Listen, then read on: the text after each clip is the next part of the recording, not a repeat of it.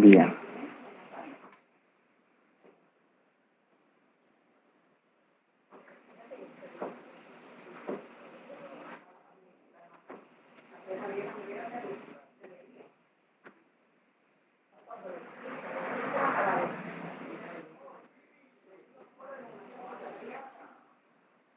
Vamos a continuar con hablando de la prueba. La prueba, al principio yo les dije que íbamos a verla cuando pedí pues que trataran de definirla desde una perspectiva no jurídica. Sin embargo, terminamos aterrizándola en lo jurídico, pero la prueba trasciende el campo del derecho, trasciende el campo de lo jurídico. La prueba es metajurídica. ¿Por qué la prueba es metajurídica? Justamente por eso, porque trasciende el campo del derecho. La prueba se utiliza, la usamos en todos los actos del ser humano. En cualquier acto lo puede utilizar. Así que la prueba no es exclusiva del campo del derecho. Lo que sucede es que una prueba que sea metajurídica eventualmente puede convertirse o puede tener relevancia jurídica y aún judicial. Veamos. ¿Cuántas veces ustedes no han utilizado la prueba? Muchas veces se ha utilizado la prueba.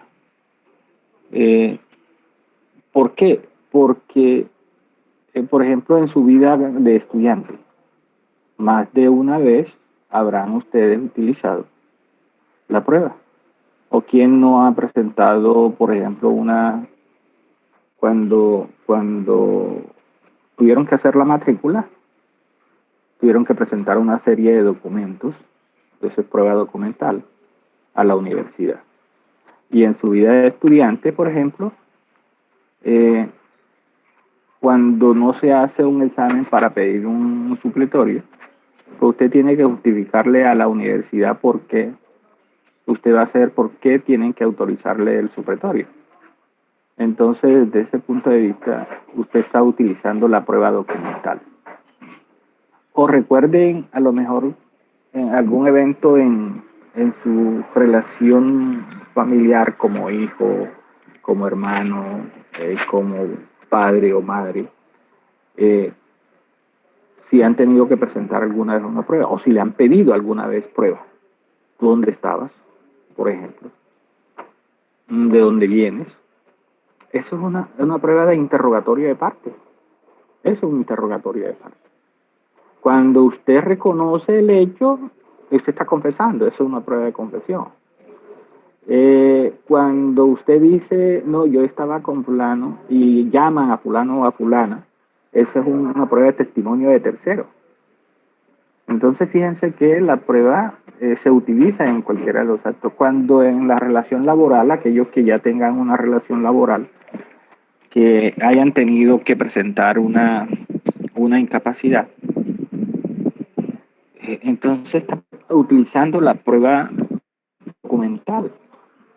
En la relación de noviazgo también a veces se le inquiere, se le interroga y usted busca testigos. Esos son medios probatorios. Si se interroga al testigo, entonces estamos frente a la declaración de terceros. Entonces, por eso es que se dice que la prueba es metajurídica, trasciende el campo del derecho. Pero algunas veces estas pruebas que son metajurídicas, que de entrada no tienen una relevancia jurídica, pueden adquirirla y es más, pueden llegar a ser utilizadas en un proceso judicial. Por ejemplo, si usted presenta una prueba de incapacidad para un supletorio y la universidad simplemente no le autoriza el supletorio, pues entonces usted puede sancionar con esa prueba porque se le estaría a usted desconociendo su ello. Si usted presenta una incapacidad médica ante su empleador. Si ese empleador, al momento de darle su salario, no hace ninguna deducción, esa prueba se queda allí. O sea, no va a tener relevancia jurídica. Pero si ese empleador le descuenta a usted ese tiempo que usted dejó de asistir,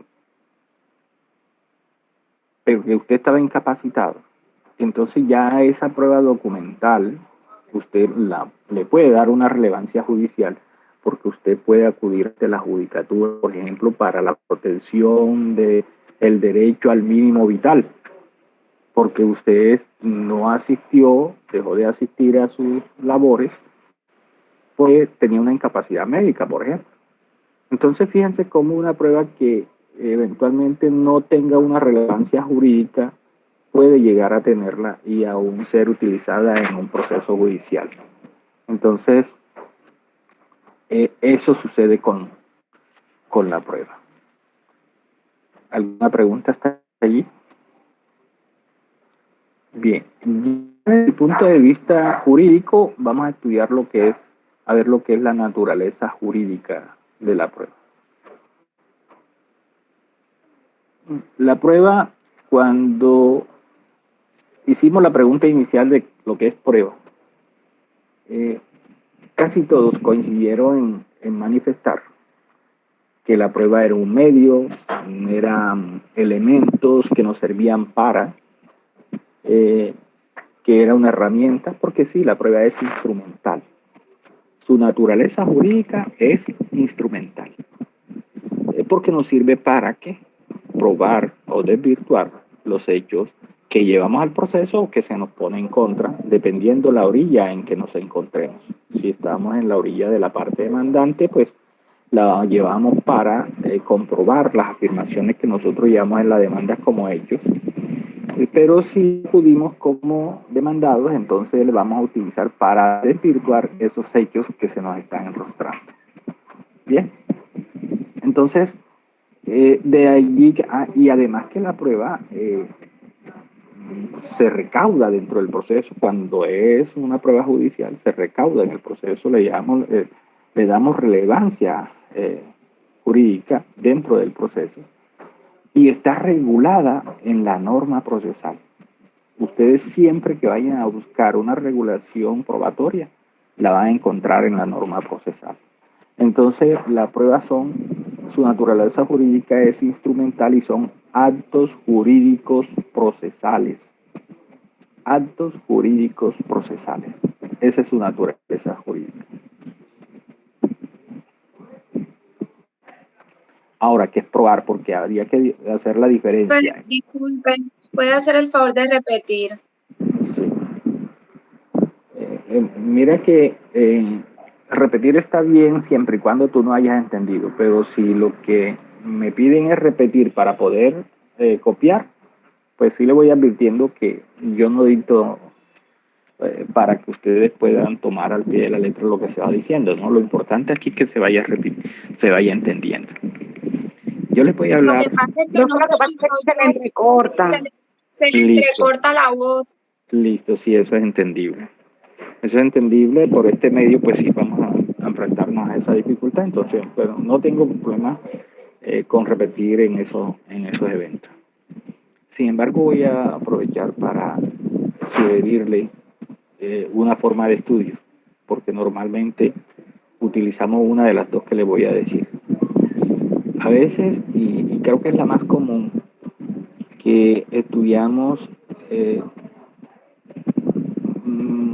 queriendo tomar en forma fiel lo que dice el docente para llevarlo a nuestra libreta.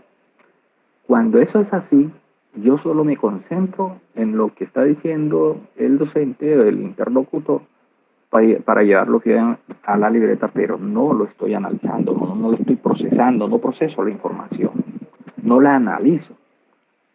Entonces, ¿qué tiene de desventaja este sistema? Que cuando yo puedo copiar toda la clase en forma fiel, pero cuando la voy a estudiar, cuando la voy a leer, no voy a entender gran cosa. ¿Por qué? Porque no la procesé antes. Es más, me van a surgir inquietudes que en su momento debía hacerle al profesor la pregunta y no lo hice porque no la estaba analizando y después que surgen las inquietudes. A veces inclusive, si, si no escuché alguna palabra, una frase, dejo el espacio esperando después llenarlo y está comprobado que esos espacios jamás los llenamos. Y cuando vamos a leer, lo que hacemos es que no entendemos lo que escribimos. No logramos entenderle el mensaje, la lectura no nos da el sentido de lo que escribimos.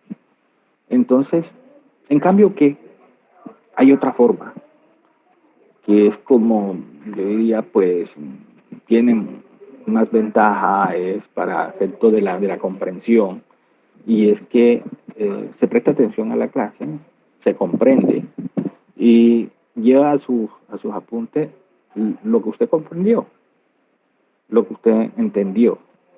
Ya, eso usted lo puede... En el primer evento usted una semana después ya no entiende, no se acuerda lo que escribió, pero en el segundo evento, la segunda forma, pueden pasar meses y años que usted siempre va a entender porque fue producto de su entendimiento, usted procesó la información. Pero, y es diferente. Pero es que hay profesores que dicen como usted, pero cuando preguntan, si uno no le contesta exactamente igual como dijeron, pues las cosas dicen que está malo. Entonces a veces por eso nos gusta mejor escribir. Bueno, es posible que haya docentes así.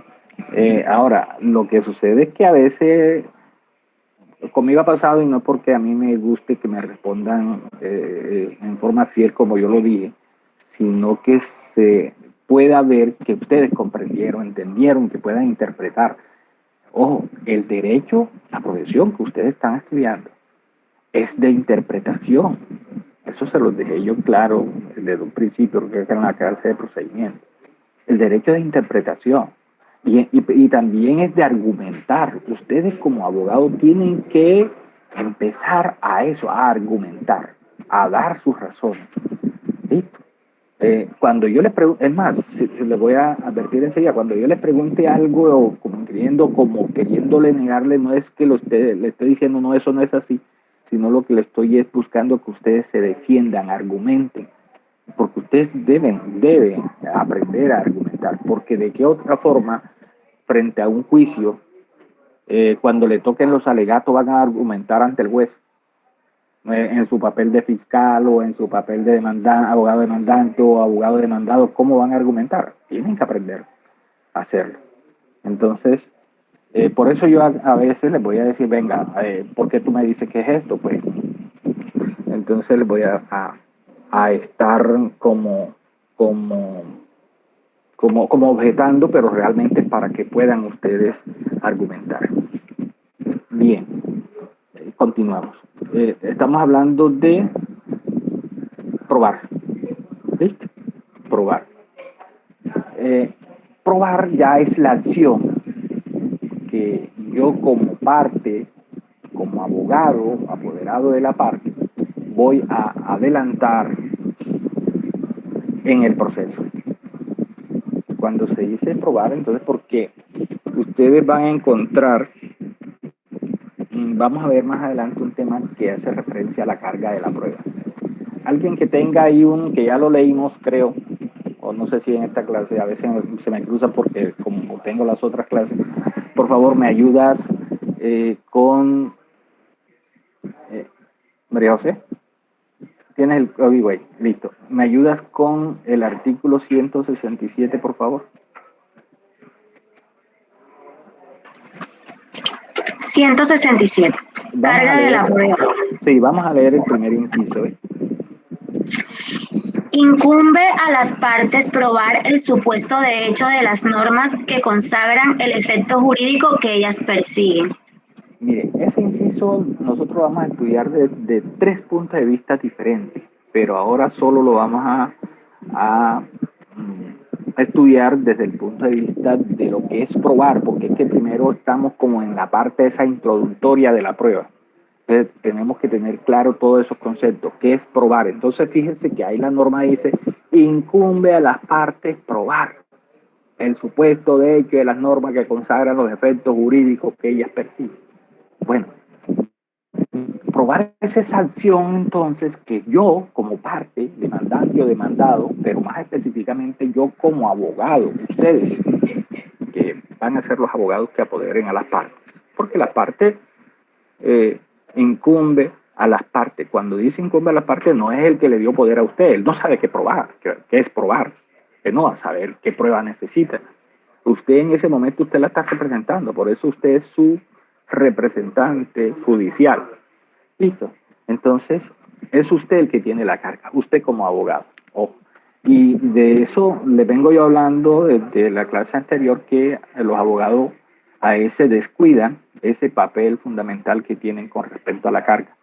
Entonces, probar esa sanción que usted como abogado tiene que adelantar para aportar y recaudar la prueba que usted necesita, la acción que usted tiene que adelantar como abogado para aportar, porque si la tiene, la aporta, pero si no la tiene, entonces tiene que procurar la carga, entonces tiene que pedirla,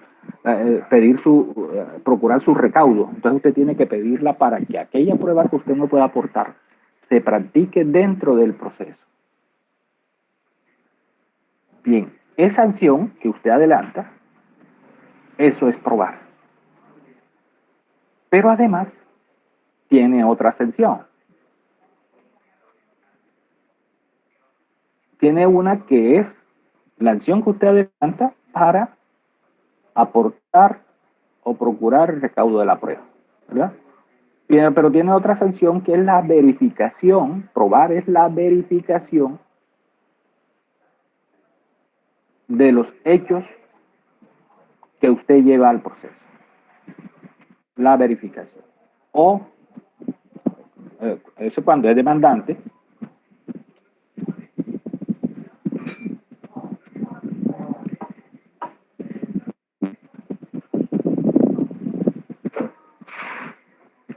o desvirtuar, porque ya escuchábamos a Gabriela en su intervención, que la prueba se puede utilizar tanto en forma positiva como negativa.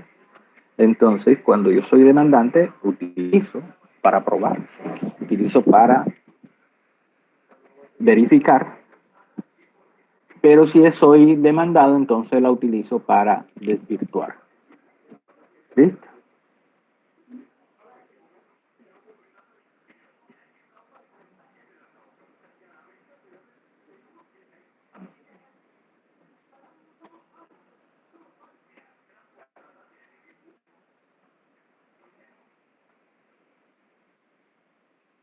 Hablemos ahora de la importancia de la prueba. Importancia de la prueba. ¿Consideran ustedes que la prueba es importante y por qué? A ver, quiero escucharlos.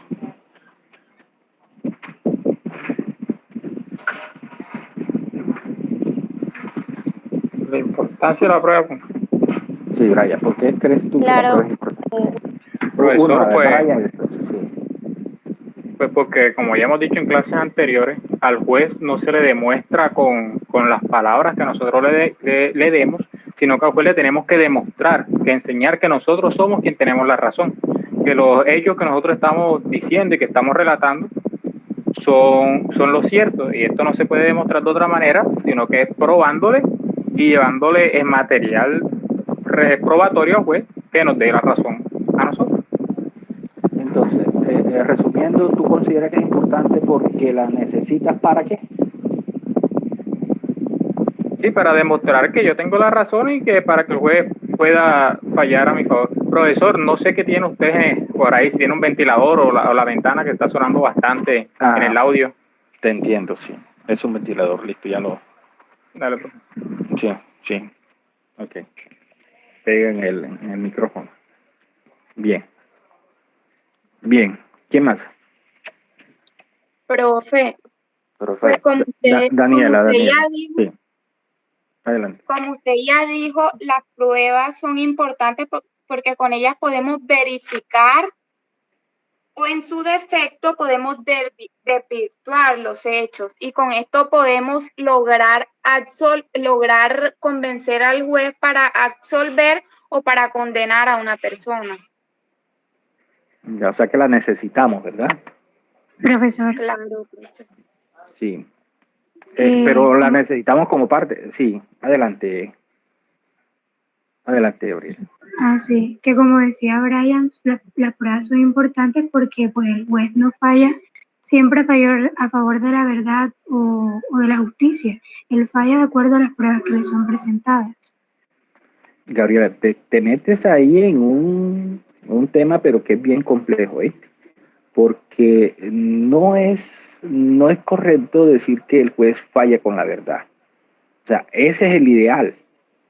Lo ideal es que él pueda fallar con la verdad, pero necesariamente, y a veces el juez no sabe si llegó a la verdad, es lo que llegó a un convencimiento sobre la existencia o no existencia de los hechos. Exactamente, por eso digo que no tiene que necesariamente coincidir con la verdad. ¿Listo? Eso sí, Paula, adelante. Bueno, yo creo que la prueba es importante porque pues es esencial en el derecho, y usted mencionaba en clases anteriores de que tener el derecho y no saber probarlo era pues no tener nada. Equivale a no tenerlo, así es. Sí. Nosotros no podemos ir donde el juez y presentarle algunos argumentos vacíos, porque obviamente el juez tiene que fallar en ley, no con lo que a él le parezca. Así es. ¿Qué más? Profe. Josía primero. Tomando en cuenta lo que usted me corrigió en la clase pasada, entonces se puede decir que la prueba es importante porque esta es la base y nuestros argumentos tienen que girar en torno a la prueba. Entonces es sumamente importante por eso. Espera, entonces ¿cómo la entendemos? ¿Es importante porque la necesitamos para argumentar o para probar?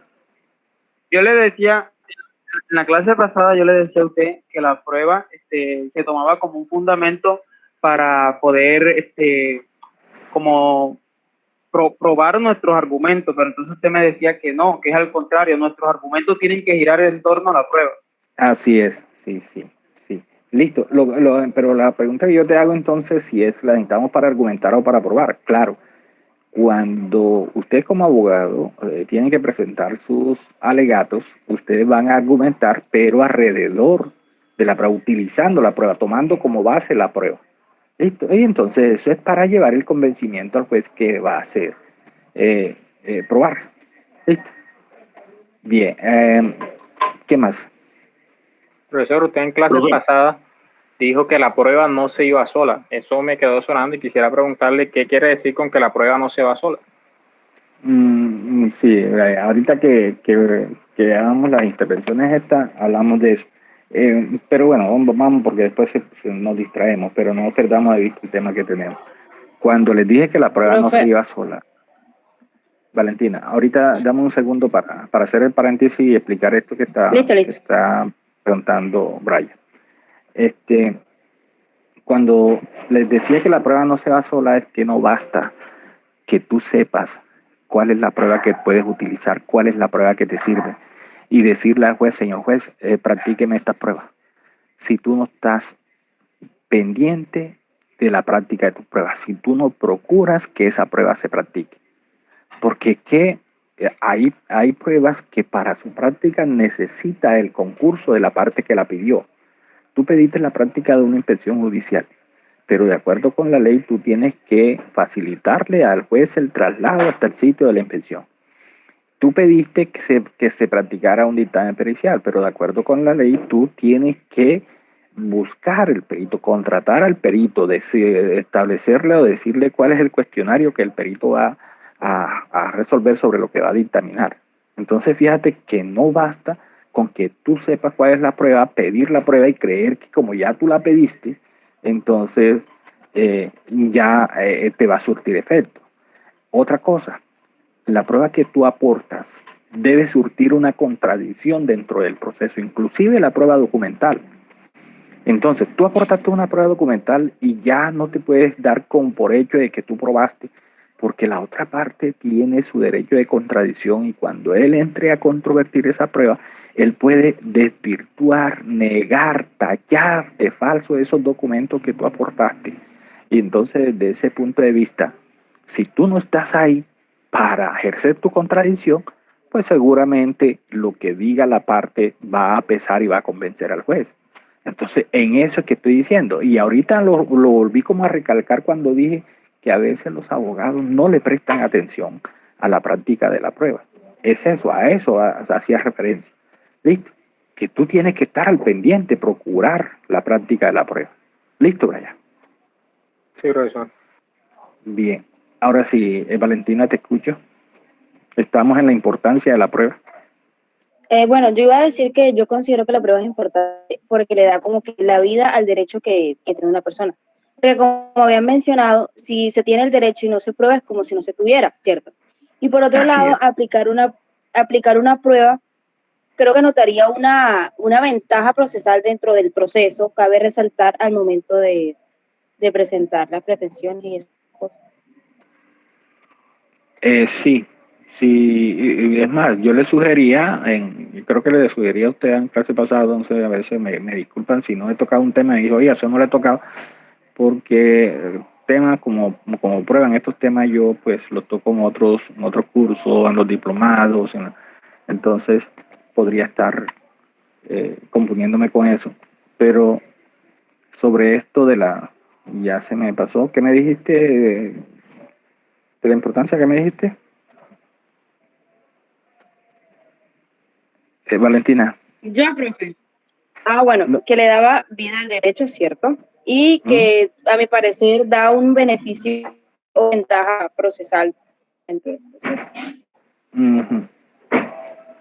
Bueno, sí, la ventaja yo le hacía referencia cuando le hablaba de las pruebas extraprocesales, de la ventaja que tiene la práctica de las pruebas extraprocesales, que es la de asegurar la prueba, y cuando tú dices una ventaja es que en la medida en que yo aporte más prueba al proceso, pues ya habré recorrido un gran trayecto en pos de la concesión de mis pretensiones.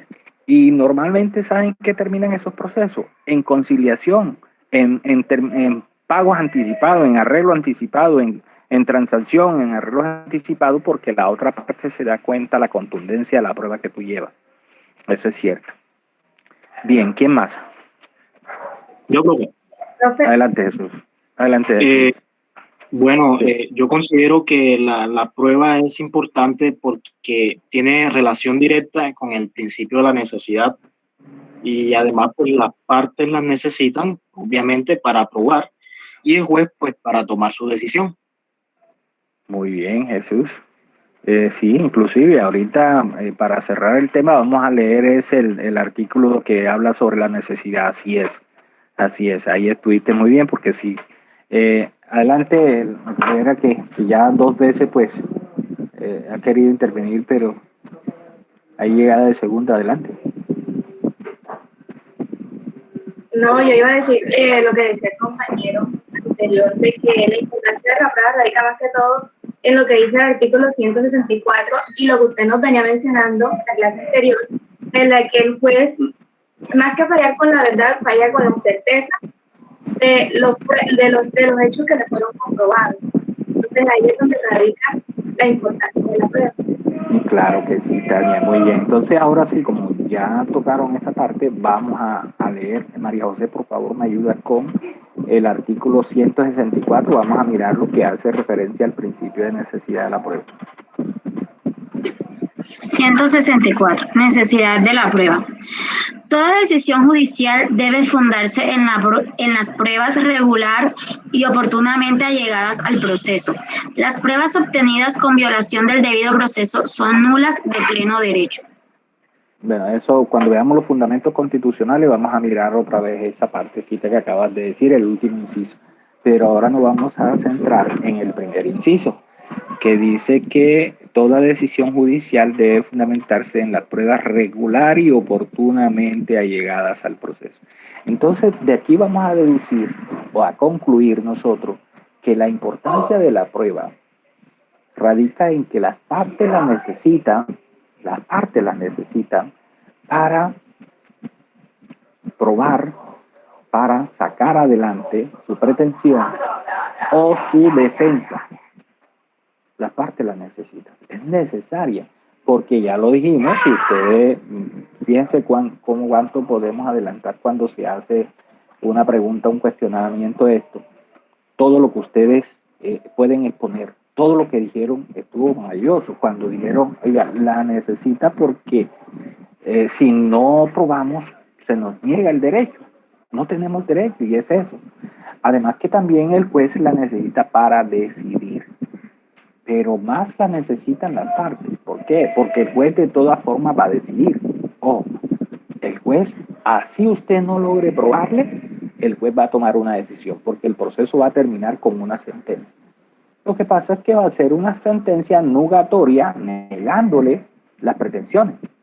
Entonces, de allí que quien necesite más la prueba son las partes, porque el juez de todas formas va a terminar. Si bien él la necesita para decidir, como para acercarse al ideal de administrar justicia, ojo, de administrar justicia, no de tomar una simple decisión.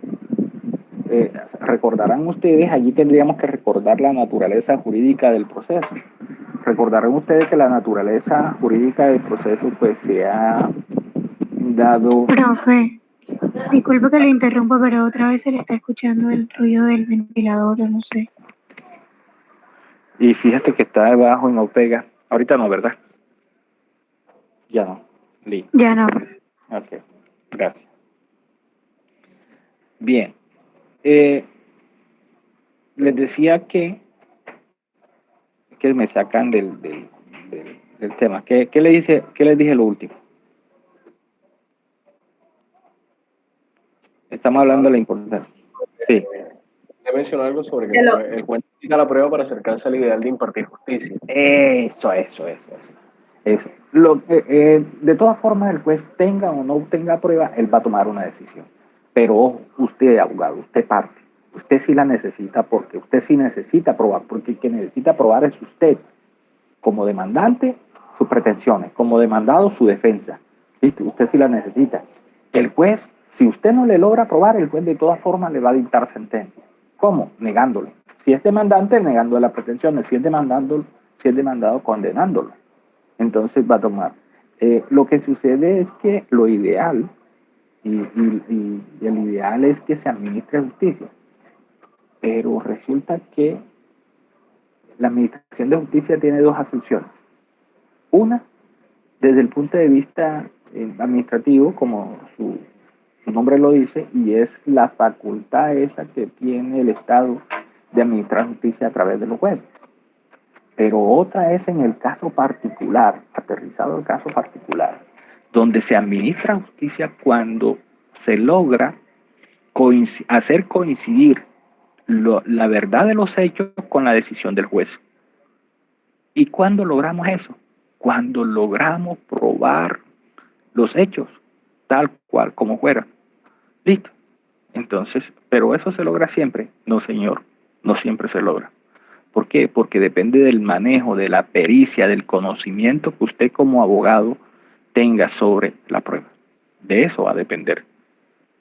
Entonces, muchas veces, hoy escuchaba un caso de la parapolítica, y entonces donde se ve que hay absoluciones.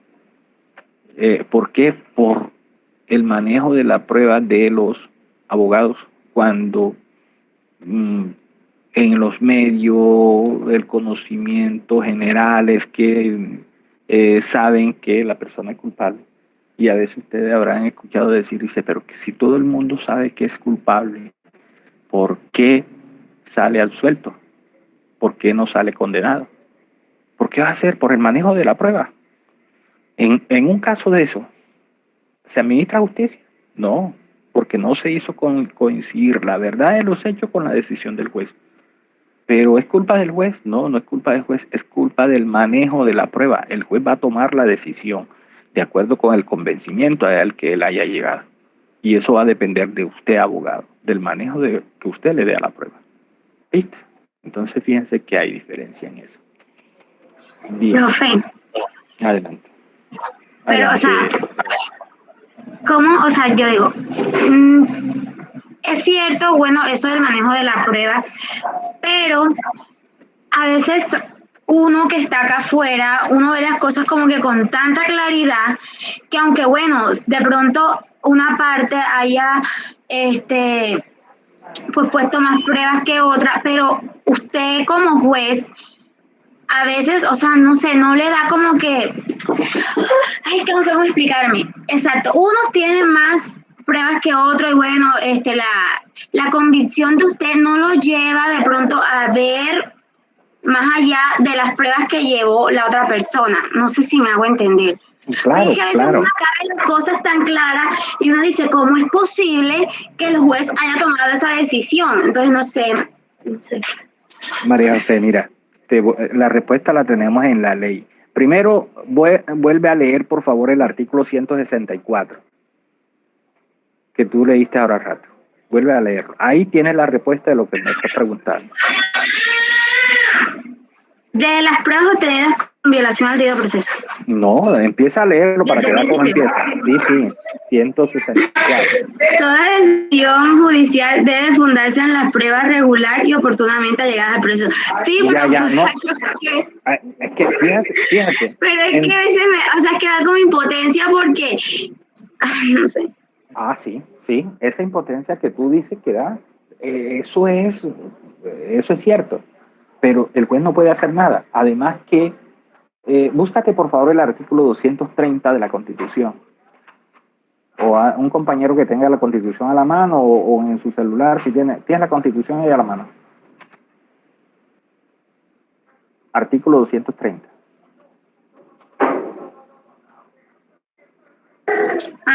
Los jueces en sus providencias están sometidos al imperio de la ley. ¿Te das cuenta? O sea, entonces, como un juez, si tiene esa norma constitucional que le está diciendo usted está sometido al imperio de la ley, y la ley le dice usted tiene que tomar la decisión con las pruebas regulares y oportunamente allegadas al proceso. Es más, ahorita que veamos los estadios del conocimiento, te voy a volver a hablar de esto. ¿Qué sucede? Que aun cuando el juez tenga el conocimiento privado de los hechos, oye eso, y le prueban lo contrario en el proceso, ¿cómo crees tú que tiene que tomar la decisión? ¿Cómo crees? Con la prueba, con lo que se le logró probar, ¿te das cuenta? Él no puede utilizar ese conocimiento privado, porque estaría prevaricando. O sea, ahora el delincuente sería él. El que estaría cometiendo un delito sería él, porque la ley le está diciendo, ojo, usted no puede tomar la decisión con ese conocimiento privado. Usted tiene que tomar la decisión con las pruebas regulares y oportunamente allegadas al proceso. El convencimiento que le lleve esa prueba. ¿Sí? Eso y eso lo vamos a ver y después te voy a recordar este tema cuando vayamos a ver valoración de la prueba. Los sistemas de valoración. Hay uno que se llamaba el de la íntima convicción. Pero eso dio para mucho abuso del derecho. Entonces, violación de derechos fundamentales. Entonces, por eso fue cambiado ese sistema. Después vamos a recordar otra vez eso. Bien, preguntas, inquietudes, aporte. Nadie. Bien, pasamos de la importancia a ver la finalidad de la prueba. Finalidad de la prueba. Quiero escucharlo. ¿Cuál creen que es la finalidad de la prueba? Cuando hablamos de la finalidad, hablamos de lo que busca la prueba. ¿Qué persigue la prueba? Profe. Adelante. Bueno, yo creo que la finalidad de la prueba es, como creo que lo hemos tocado aquí varias veces, llevar al convencimiento del juez al grado de la certeza. Esa es la principal finalidad de la prueba. Sí, bien. Eso Jesús dice, la finalidad de la prueba es llevar el convencimiento del juez. Llevar el convencimiento al juez al grado de certeza. Dígame. Profe, yo quiero participar. Daniela, adelante. Daniela María. Ahí apareció Daniela. María, adelante. Yo creo que la finalidad de la prueba viene siendo llegar a la finalidad, a buscar la verdad absoluta o, en su defecto, desvirtuar todos esos hechos que bueno, si es la contraparte, desvirtuar todos los hechos, las pretensiones. ¿Sí me hago entender? María, sí, claro que sí. Pero oye, María. Pero realmente la finalidad, yo diría que es buscar la verdad. La finalidad es buscar la verdad. ¿Y tú crees entonces que el juez debe fallar con la verdad? ¿Siempre va a fallar con la verdad? No. Y cuando esto... Javier, primero Javier y después Marco, que está ahí en ese orden. Bueno, en Javier, ese caso yo pienso que, o sea, el juez no tanto que debe juzgar con la verdad, decir la verdad, no, sino más que todo lo que está a disposición de él dependiendo de las pruebas que tiene en la mano. O sea, obviamente la idea es que el juez pues dependiendo a la verdad, pues, o sea, sea así, pero está limitado a lo que las pruebas dicen, pues pienso yo acá. Bien, no, y todo es válido y es que mira, esta discusión le da a ustedes una visión amplia de lo que es el manejo de la prueba y entonces ya tú ahí, Javier, tienes que ir procurando de que tienes que llevarle a la prueba si quiere que te conceda tu derecho, lo que tú estás pidiendo. Ojo, ¿qué más? Marco, creo que iba también a intervenir. Adelante. Sí, profesor. O sea, sí, teniendo en cuenta lo que dijo el compañero y sabiendo que la necesidad de la prueba es sacar adelante la pretensión, podemos decir que la prueba lo que realiza es lo que busca, la necesidad. Sí. Pero la finalidad de la prueba como tal, personalmente pienso que es eliminar todo indicio de duda de la posición mía para llegar al convencimiento del juez. Y así el juez decidirá y fallará en la posición en donde no existe ninguna duda. Y entre menos duda, más certera es la posición. Marco, y ese convencimiento con respecto a la verdad, ¿qué idea te da? ¿Eso es lo mismo? ¿Es diferente? Es que personalmente no creo que se pueda fallar, pues, 100% con la verdad en los procesos. Obviamente eso solo lo saben las personas que vieron los hechos y eso, si se está hablando de... una de las personas que vieron los hechos está en una de las partes. Sin embargo, o sea, lo que yo quiero dar a entender es que lo que la prueba hace es sacar los indicios de duda para fortalecer mi posición, para que así el juez se convenza de que está fallando en derecho y certeramente con lo que yo alego.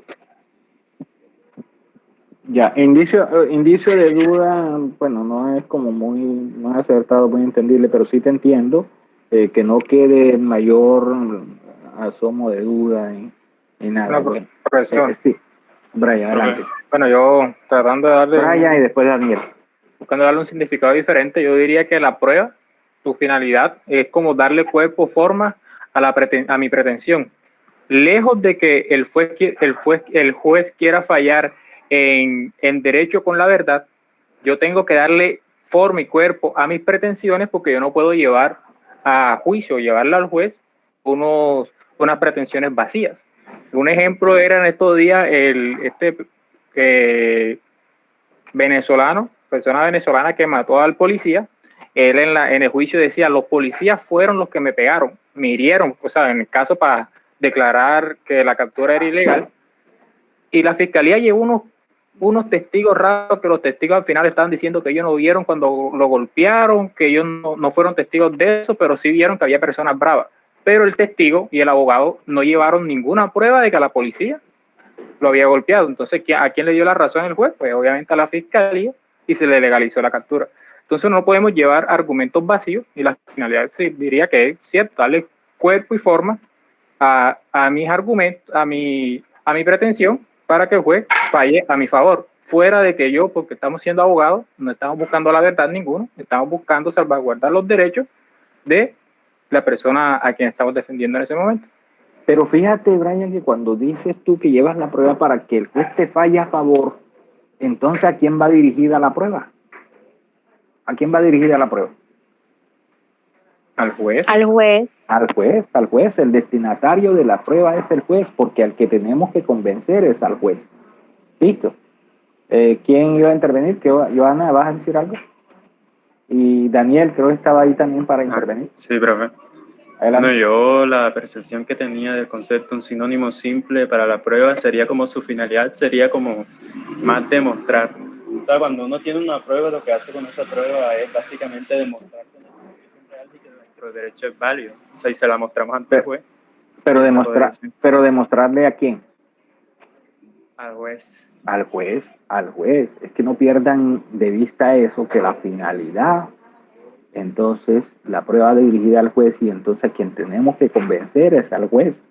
Ojo, porque el juez es el que va a tomar la decisión, el juez es el que va a valorar las pruebas que nosotros llevamos. No es otra persona, es el juez el que va a tomar la decisión. Si él es el que va a tomar la decisión, es a él a quien nosotros tenemos que convencer. ¿Listo? ¿Alguien más? Aporte, preguntas. Ahora miramos. Bien, entonces vamos a redondear al tema, porque es que este tema tiene mucho que hablar. Primero, que la finalidad de la prueba no es llevar la verdad o llevar a que el juez falle con la verdad. Realmente el juez falla es con el convencimiento que le lleva a la prueba, con el convencimiento sobre la existencia o no de los hechos. ¿Al grado de qué? De certeza. Él sí falla con certeza. Pero siempre se llega a la certeza. No. Resulta que la certeza es apenas uno de los estadios del conocimiento. Antes de eso ha pasado por 3 estadios, que son, primero, por la ignorancia. El primer estadio al que se enfrenta el juez sobre los hechos de la demanda es la ignorancia. Claro. O sea, usted le lleva un proceso al juez y el juez no conoce nada de esos hechos hasta que usted le lleva la demanda. Y cuando empieza a leer la demanda y a mirar las pruebas que usted le lleva, entonces pasa al estadio de la posibilidad.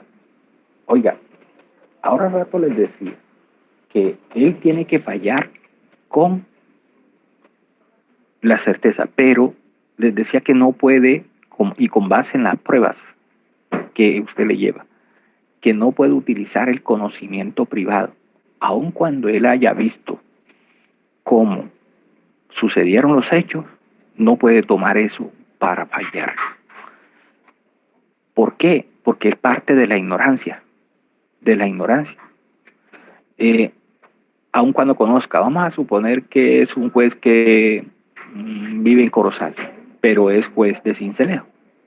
Y en la mañana, cuando va para su oficina, se percata, percibe, se da cuenta cómo sucede un accidente justo delante del carro donde él venía. Bien, con tan mala suerte o buena suerte que después le corresponde el conocimiento del proceso. Y resulta que las pruebas que se recaudaron dicen lo contrario de lo que él vio. ¿Qué cree usted que él va a fallar?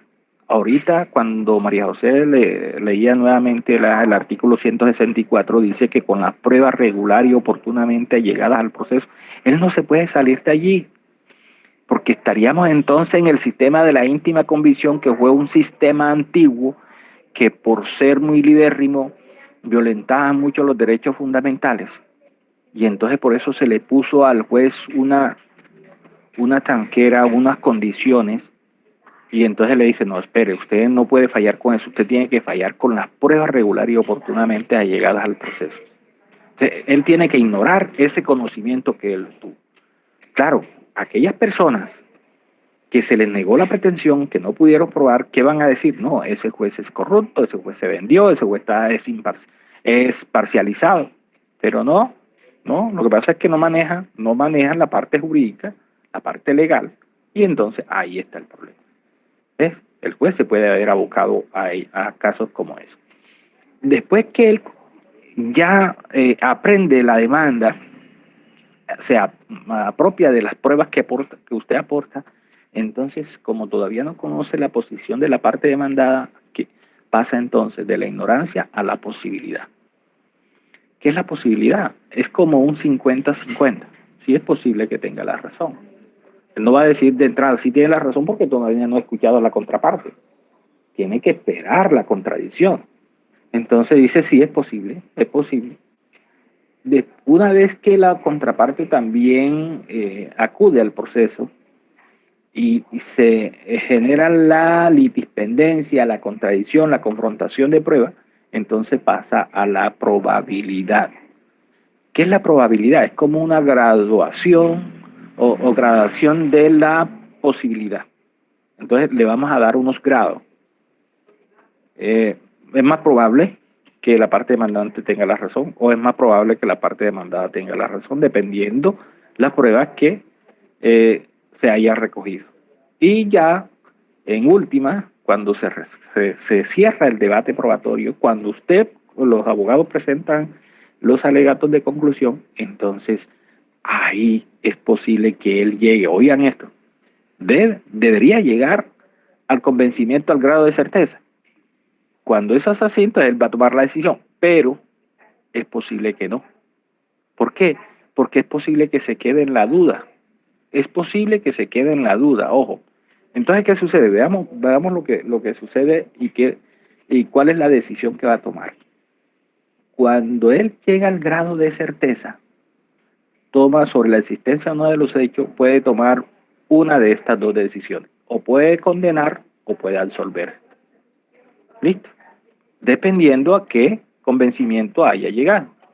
Si llegó al convencimiento de los hechos que le llevó el demandante, entonces condena, ¿verdad? Pero si llegó al convencimiento de la no existencia de los hechos de acuerdo con la prueba que le llevó la parte demandada, entonces absuelve. Ahora, cuando no llega al convencimiento, sino que se queda en la duda, porque a veces el juez falla con la duda, ¿cuál creen ustedes que es la decisión? ¿Siempre va a ser qué? Absolviendo. Siempre va a ser negando las pretensiones. Acuérdense, ahí se aplica un principio universal que dice el indubio pro reo. La duda favorece al reo. Allí aplica ese principio.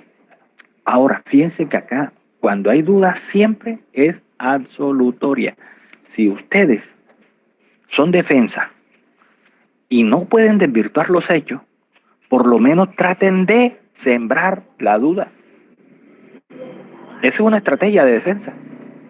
Bueno, luego, listo. No, pero entonces me pego de las pruebas de la parte demandante para sembrar la duda, porque la duda hace que el juez tenga que absolver. Ahora, hagamos la diferencia entre la decisión absolutoria cuando el juez tiene la certeza y la decisión absolutoria cuando el juez se queda en la duda. ¿Serán iguales? No, no son iguales.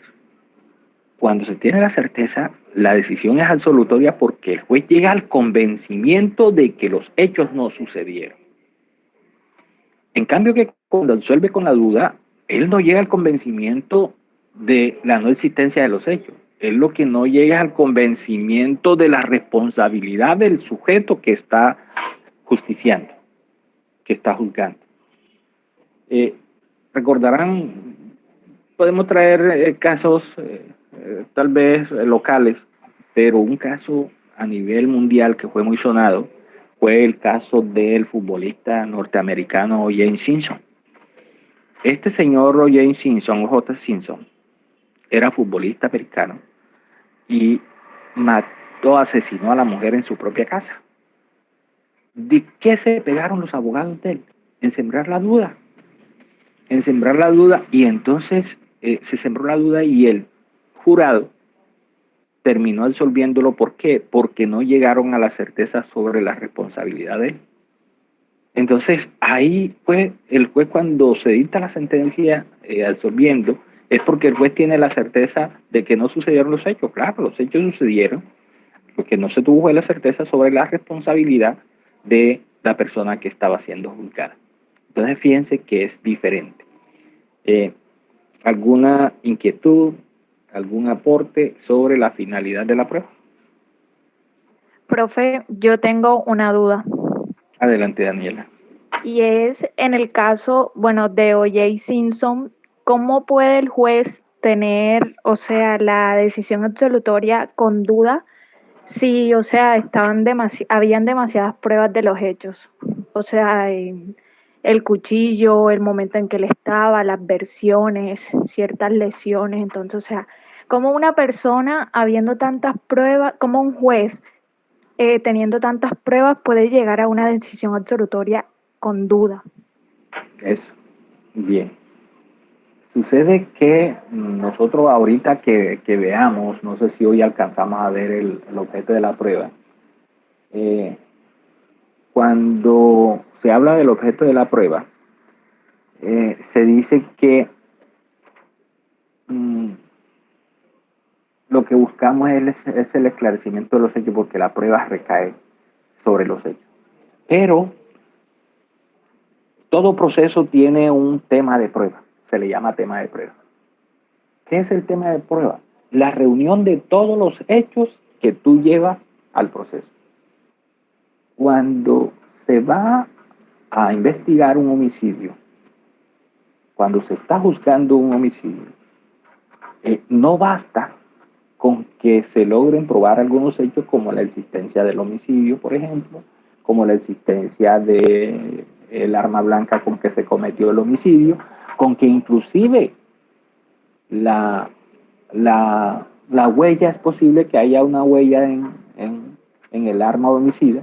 O sea, son pruebas indiciarias, Listo, que algunas son más graves y otras no, pero resulta que las pruebas se van ahorita te doy la palabra, Wilfried. Las pruebas se van a valorar en forma conjunta.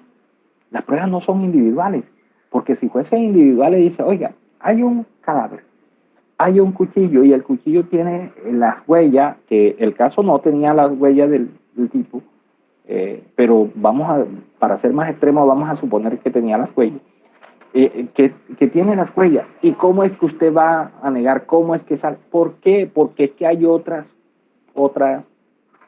prueba, por ejemplo, donde dice, no, es que este señor llegó en compañía de tal y cuando vio el cuchillo, agarró el cuchillo.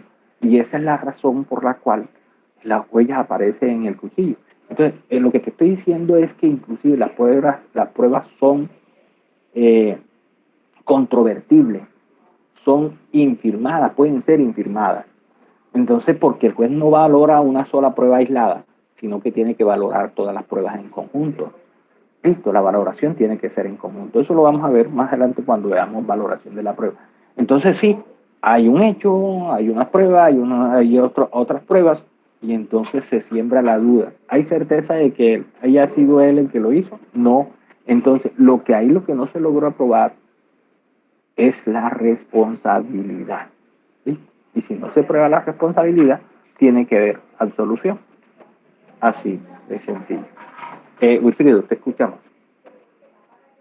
No, profe, no. Era sobre eso que usted estaba hablando, de las pruebas. O sea, cuando estaba hablando de que existe un cuchillo en la escena del crimen que tenía que tenía sus huellas, o sea, él vive ahí. O sea, él siempre, sus abogados defensores siempre pueden generar la duda en el juez con este tipo de cosas. O sea, no tenía una huella, él vive ahí, pudo tocar el cuchillo en cualquier parte del tiempo, pudo tocar el cuchillo y existen sus huellas.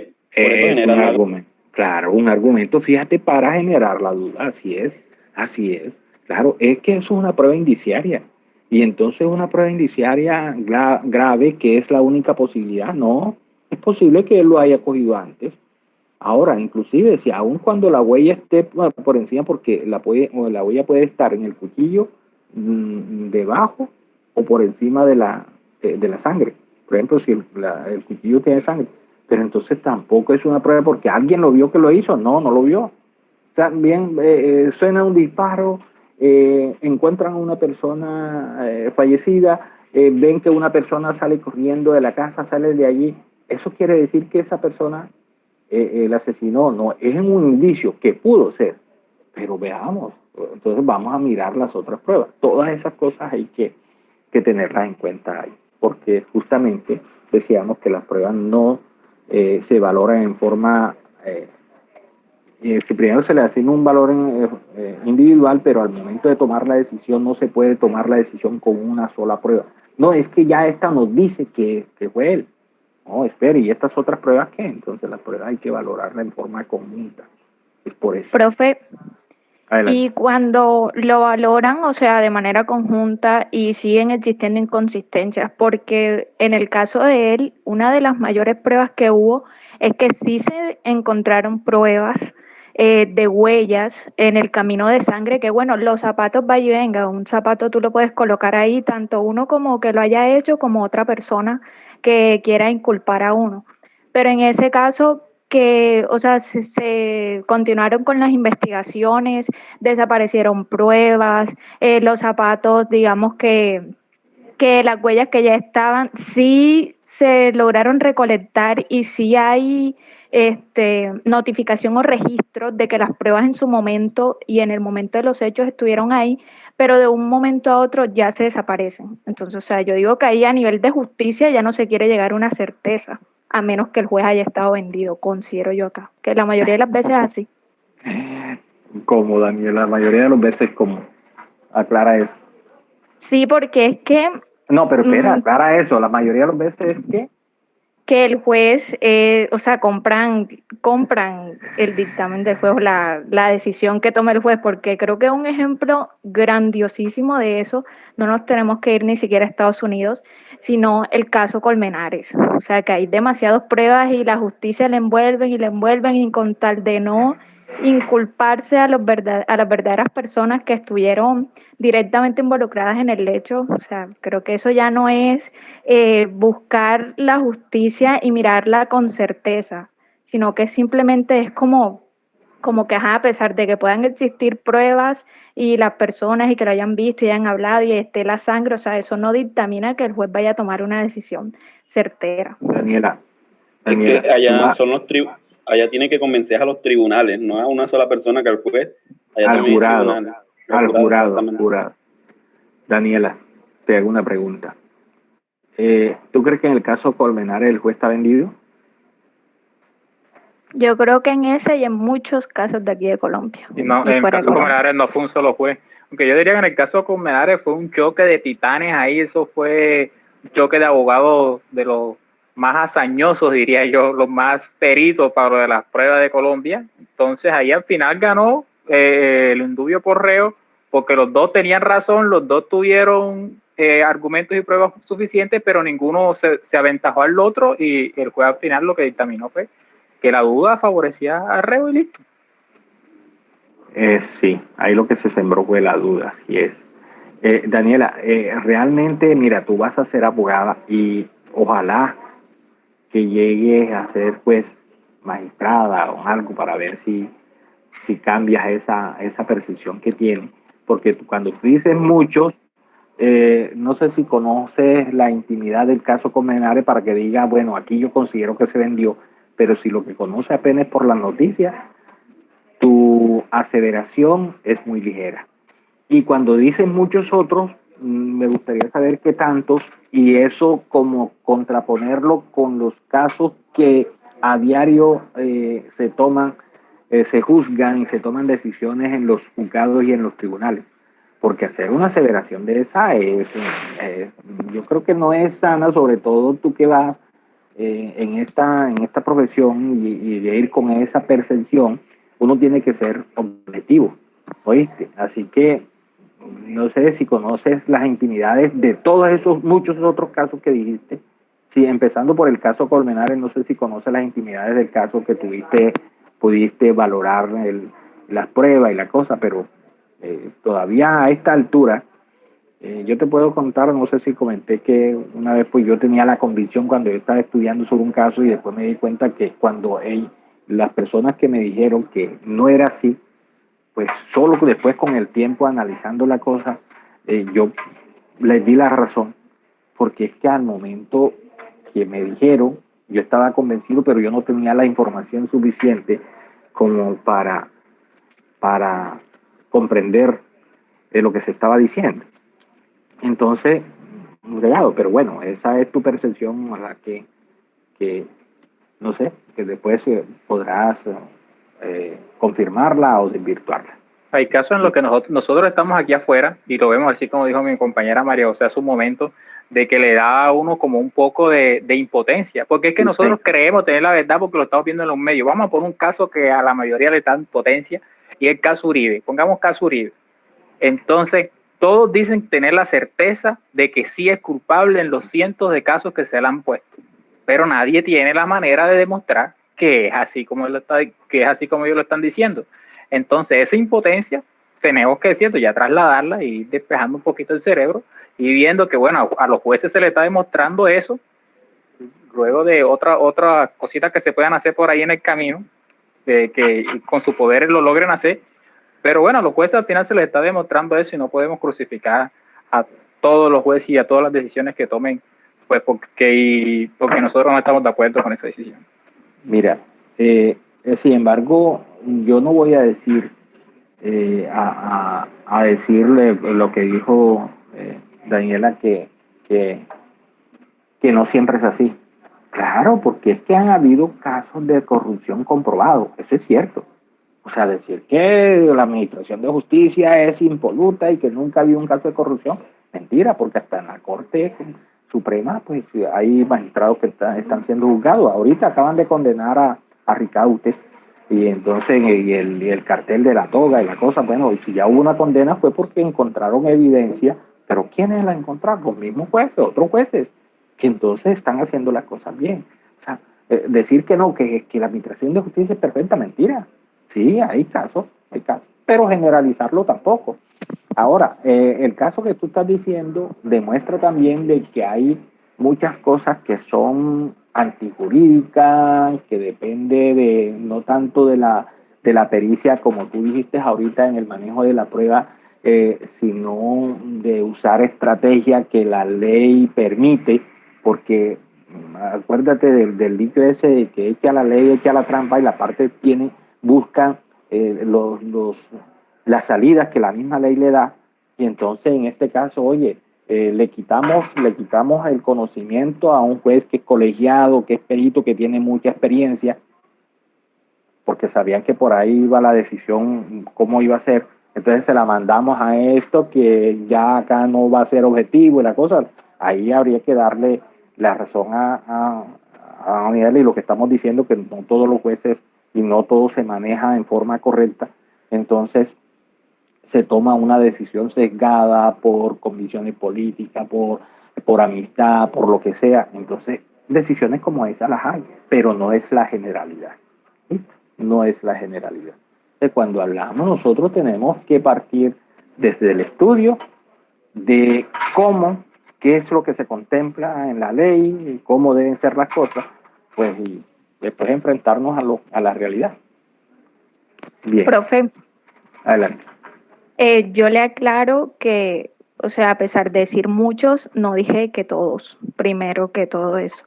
Y segundo, con respecto al caso Colmenares, yo no me guío por noticias ni nada de esas cosas, sino que por ser uno de los casos más sonados, incluso tiene el expediente público.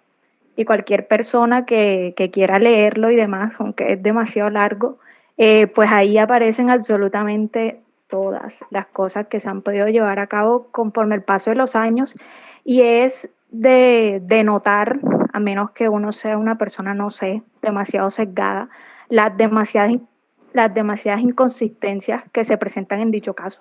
Entonces, para aclararle eso, que yo, o sea, se lo estoy diciendo con bases y conocimiento en que, o sea, hay demasiados casos, no he dicho que todos, pero sí, como usted dice, hay muchísimos que sí han sido sesgados y que, como acabo de leer hace unos momentos, a veces vale más 1 kilómetro de unión con un juez que un centímetro de unión con el juez que 1 kilómetro recorrido de derecho. O sea como sea, es una opinión realista, considero yo, y que es pues de tener en cuenta. Mira, que hay situaciones que se salen de la legalidad, es cierto, pero eso no da para generalizar. Ahora, ese caso, yo realmente lo que tengo son lo que se dice en los medios. Tiempo para realizar un proceso, eso no me da. Además que, te cuento una cosa, yo soy abogado desde ese caso, soy juez de la República, manejo la prueba, pero inclusive yo, para meterme en un proceso de eso penal, uno tiene que ser honesto, sincero. O sea, no voy a llegar a la misma conclusión que a la que llegó el juez penal y el magistrado que conoció, los magistrados que conocieron después, y poder decir, no, es que esas personas están equivocadas, están sesgadas, porque el manejo de la norma penal yo no la tengo. Entonces, inclusive para mí me quedaría eso de decir yo y salir a decir, para mí yo no lo haría, porque realmente desde ese punto de vista yo no estaría siendo objetivo. ¿Ves? Entonces, todas esas cosas hay que tener. Mira, y lo que yo te decía, el derecho es de interpretación. Inclusive, en un caso de eso, cuando el juez es colegiado, dos pueden estar a favor y uno en contra, uno a favor y dos en contra. Entonces, ¿por qué de interpretación, de criterio? Una prueba, al momento de valorarla y aplicarla a un caso concreto, no se llega, dos personas no necesariamente llegan a la misma conclusión. ¿Por qué? Porque es el criterio, depende del conocimiento, el bagaje, la experiencia que el juez tenga en casos similares para aplicar, valorar una prueba y aplicar la norma que tiene que aplicar en un caso concreto. Entonces, de todo eso depende. Así que decir, y por eso es que existen los salvamentos de voto, la aclaración de voto, todas esas cosas está contemplada en la ley porque eso es así. Eso es así. La ley parte del principio de falibilidad del juez.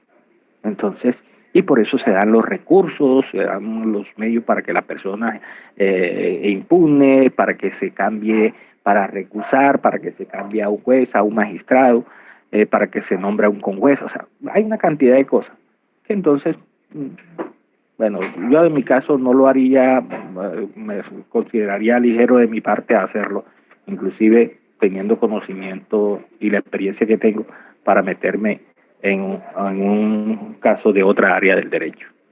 ¿Listo? Todo eso para tener en cuenta. Bien. ¿Alguna inquietud? ¿Preguntas? ¿Aportes?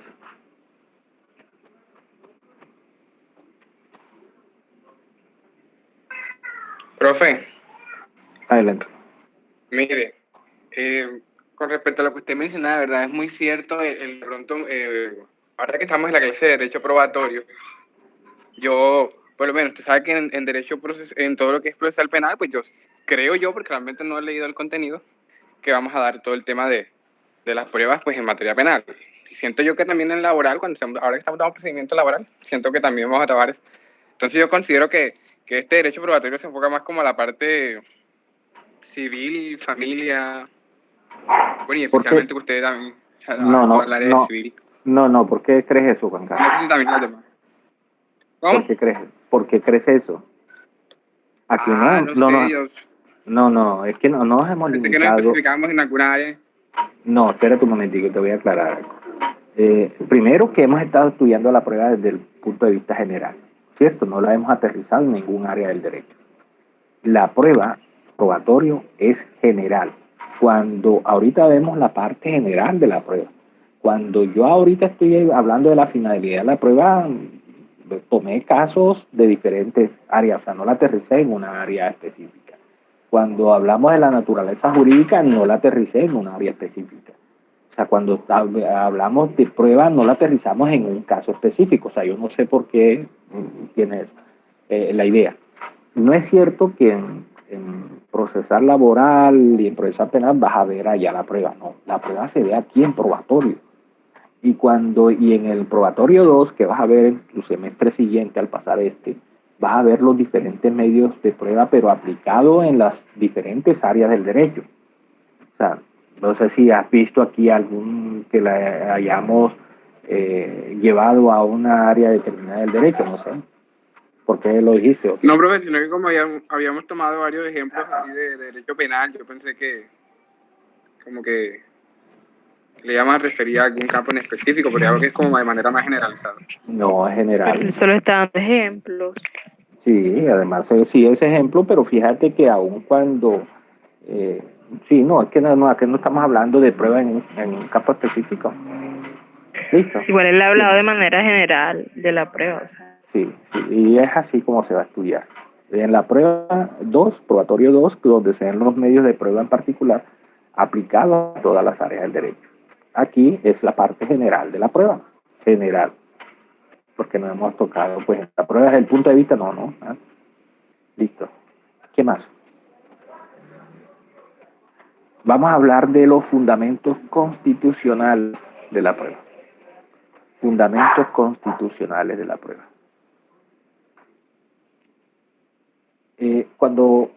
Para hablar de los fundamentos constitucionales de la prueba, tenemos que remitirnos a la Constitución Política, mirar en qué norma constitucional se regula la prueba. Y eso lo encontramos en el artículo 29 constitucional. María, me vas a colaborar con el artículo 29. Este artículo, ahorita que yo te digo, vamos a hacer una introducción primero. Este artículo constitucional, que ustedes lo conocen como el debido proceso, realmente tiene varios principios. Son varios principios que se recogen ahí.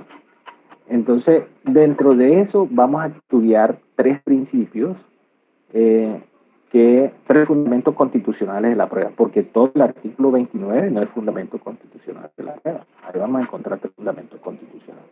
Que a medida que María José me ayude con la lectura, yo le voy a decir, paramos ahí y analizamos cada uno de los fundamentos que vamos a encontrar. ¿Listo? María José, por favor. Debido proceso, legalidad, favorabilidad, derecho de defensa y presunción de inocencia. El debido proceso se aplicará a toda clase de actuaciones judiciales y administrativas. Nadie podrá ser juzgado si no conforme a las leyes preexistentes al acto que se le imputa, ante juez o tribunal competente y con observancia de la plenitud de las formas propias de cada juicio. En materia penal, la ley permisiva o favorable, aun cuando sea posterior, se aplicará de preferencia a la restrictiva o desfavorable. Toda persona se presume inocente mientras no se le haya declarado judicialmente culpable. Quien sea alto, María José. Otra vez, toda persona se le presume inocente, por favor, toda persona se presume inocente mientras no se le haya declarado judicialmente culpable. Ahí, paremos ahí. Y viene, ese fundamento constitucional fue el que se le aplicó al caso de O.J. Simpson que estábamos hablando ahorita. ¿Qué artículo es ese? 29, y ese es el 29 constitucional, y ese es el principio de favorabilidad. De presunción de inocencia, perdón. Ese antes de favorabilidad. Ese es el principio de presunción de inocencia. Toda persona se presume inocente hasta que no se le haya declarado culpable. Y la declaración de culpabilidad es la declaración de responsabilidad. Probar la responsabilidad, ahí entra la prueba. Eso fue lo que pasó con el caso que trajimos el ejemplo de O.J. Simpson. Eso. Precisamente porque no se logró probar, se llegó a la certeza de la responsabilidad y por eso el jurado terminó absolviéndolo. ¿Listo? Ese es un principio constitucional nuestro que tenemos, el principio de inocencia. La presunción de inocencia, Entonces, por eso es. hasta que no se le... ¿Y dónde se decide? Al final, cuando el juez dicta sentencia. ¿Sí? Al final, cuando el juez dicta sentencia. Bien, continuemos, María José. Cuando te digo paje, ahí vamos a mirar el otro principio, por favor. Quien sea sindicado tiene derecho a la defensa y a la asistencia de un abogado escogido por él o de oficio durante la investigación y el juzgamiento, a un debido proceso público sin dilaciones injustificadas o a presentar pruebas y a controvertir las que se alleguen en su contra, a impugnar las Otra vez, a presentar y a controvertir. Léalo, por favor. A presentar pruebas y a controvertir las que se alleguen en su contra. Ya. Ese es el principio de contradicción de la prueba. Nosotros vamos a ver los principios probatorios aquí, pero ahorita para estudiar el fundamento constitucional, pues nos remitimos a la norma constitucional que está leyendo María José. Principio de contradicción de la prueba. Toda persona, y era lo que les decía ahora rato cuando veíamos la importancia, toda persona tiene derecho a presentar pruebas y a controvertir las que se lleguen en su contra. Por eso yo les decía cuando lo preguntaba a Brian de por qué yo había dicho que la prueba no se va sola. No basta con aportarla, con pedirla. Tienes que presentarte, estar pendiente en la contradicción, porque de la contradicción depende de que tú puedas afirmarla o desvirtuarla. Si tú simplemente la pides y la otra parte es la que está para controvertir, pues te la va a destruir. Entonces ese es un principio constitucional. ¿Sí? Bien, continuemos. Continuemos, por favor. A impugnar la sentencia condenatoria y a no ser juzgados 2 veces por el mismo hecho.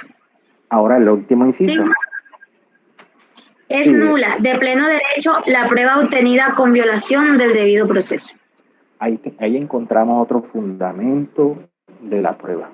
La nulidad de la prueba por haber sido recaudada con violación del debido proceso. Nulidad de la prueba.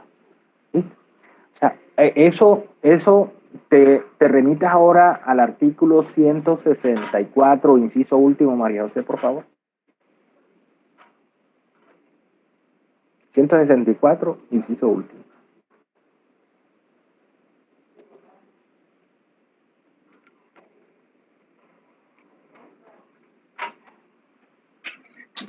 ¿164 de la Constitución o del Código?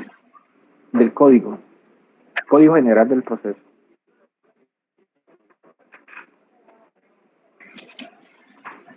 Las pruebas obtenidas con violación del debido proceso son nulas de pleno derecho. Eso. Ese es el mismo texto,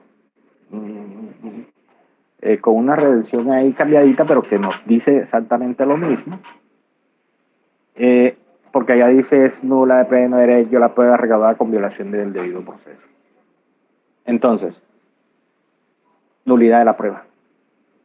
Pero oiga, no cualquier nulidad. Nulidad de pleno derecho. Primero les voy a explicar qué quiere decir eso de pleno derecho. De pleno derecho es que cuando este pleno derecho yo no tengo que pedirle al juez que me decrete la nulidad de la prueba porque ya la ley dijo que es nula. ¿Sabe qué tengo que probar yo? Que se recaudó con vulneración del debido proceso. Listo. Probando yo que se recaudó con violación del debido proceso, la consecuencia es la nulidad por disposición de la ley. O sea que yo no le voy a pedir, juez, señor juez, declare nula esta prueba porque se recaudó con violación del debido proceso. No, señor. Yo lo que le voy a decir, señor juez, exclúyame esta prueba porque aquí le pruebo que se recaudó con violación del debido proceso. Eso sí tengo que hacerlo. Probarle que se recaudó con violación del debido proceso. Luis Miguel. Profe, sí. Usted disculpe que lo interrumpa, pero por ejemplo, eso podría pasar en un proceso penal cuando está lo de la cadena de custodia. Cuando, por ejemplo, la contraparte puede observar que en la cadena de custodia no se llevó en debida forma, Imagínense que en la cadena de custodia lo que tienen es un arma de fuego o tienen un teléfono que es pieza fundamental para el proceso. Con ese teléfono se puede lograr saber si es culpable o no, pongámoslo así. Entonces, si la contraparte logra demostrar que la cadena de custodia se llevó de forma indebida, tumba todo el proceso, porque esa prueba, que sería el teléfono, ya no sería válida. Nada más atacando ese proceso, prácticamente derrumbaría el proceso. Esa prueba, atacando esa Exacto. prueba. Ahora, lo que se tumba no es todo el proceso, Luis Miguel, y el ejemplo está perfecto. Lo que se tumba no es el proceso, todo el proceso, lo que se tumba es la prueba. Ahora, que la prueba tenga incidencia en la no prosperidad de la acusación, eso es diferente. ¿Sí entiendes? Pero el ejemplo sí está perfecto para decir que esa prueba se está recaudando con violación del debido proceso. Ahora, cuando hablamos aquí de violación del debido proceso, vamos a diferenciar dos categorías de esa nulidad. Esa nulidad se puede declarar por la ilegalidad de la prueba o por la ilicitud de la prueba. Ilegalidad de la prueba o por la ilicitud de la prueba. Pareciera ser sinónimos, pero no lo son. Una es la prueba ilegal y otra es la prueba ilícita. Se ha diferenciado. Eso, la Corte Constitucional se ha encargado de hacer esa diferenciación. Resulta que estamos frente a una prueba ilegal en el caso que está hablando Luis Miguel. Cuando la prueba se recaudó y se desconoció alguna disposición legal para el recaudo de esa prueba. Claro, como se desconoció una disposición legal para el recaudo de esa prueba, se está vulnerando a el debido proceso. Porque ahorita María José, cuando leía el artículo 29, que no era objeto de estudio, pero como ya lo leímos, lo podemos traer aquí a aplicar en este tema. Ella leía, dice que toda persona tiene que ser juzgada conforme a la forma preexistente a cada juicio. La forma es derecho procesal, la forma como se tiene que llevar a cabo el juicio, como se tiene que recaudar la prueba, como se tiene que llevar a cabo una audiencia. Esa. Y eso está contemplado donde en la norma procesal. Si la cadena de custodia dice que tiene que embalarse de esta forma y que tiene que pasarse de aquí, de policía judicial, aquí a fiscalía de esta forma, y de esta forma tiene que entregarse aquí a presentarse al juez, entonces tiene que cumplirse con todas esas formalidades. ¿Listo? Cuando se comete un error en una de esas formalidades, se está desconociendo una disposición que está establecida para el recaudo de esa prueba. Como se está desconociendo, entonces ya no está siendo juzgado conforme a las formas propias de cada juicio, y entonces ahí hay una vulneración del debido proceso. ¿Listo? Al presentarse una vulneración del debido proceso por desconocimiento de una de las formas o formalidades establecidas en la ley para el recaudo de la prueba, entonces estamos frente a una prueba ilegal por violación del debido proceso. ¿Listo? Ahora, cuando estamos frente a una prueba ilícita, también por vulneración, también se da por vulneración del debido proceso, pero por violación o desconocimiento o vulneración de derechos fundamentales. Esa es la diferencia, que acá se da por vulneración de derechos fundamentales. Entonces, veamos, una prueba, por ejemplo, a usted le toman para estudiarle su ADN, le toman una muestra de fluido sin su permiso. Le inyectaron, le sacaron sangre, cosas tal. Usted no le pidieron su consentimiento. Eso es violación del debido proceso. Le hacen un allanamiento sin orden judicial y encuentran las armas, encuentran las pruebas que recaudaron, la cosa. Eso son vulneración, violación del debido proceso con violación de derechos fundamentales. Entonces, esas pruebas son ilícitas. Las primeras son ilegales, estas son ilícitas. ¿Listo? ¿Qué tiene que pedir usted, abogado? Que le perjudica ese acto. que le vulneraron el debido proceso, ¿qué tiene que pedir? No vaya a pedir la nulidad de la prueba. No, señor, porque ya la ley dijo que es nula. Usted pruebe que se le vulneró el debido proceso y pídale al juez que le excluya esa prueba, que no la valore, que no la tenga en cuenta. Listo. Ahora, si usted la prueba le favorece, pues usted verá a ver si pide aún así pide la nulidad de la prueba, la exclusión de la prueba. ¿Verdad? Depende. ¿Alguna pregunta ahí? Bueno, jóvenes, este tema vamos llevándolo así, quedamos aquí en el fundamento constitucional. Voy a pasar, espera un momentico que voy a pasar a la lista para ver cuánto hay aquí conectados. 54, wow, 53 no están completos, porque deje ver si el listado me dice que son 53, entonces podemos ir. Aquí tengo el listado. Una cantidad, sí, son 53 exactamente. O sea que están todos allí.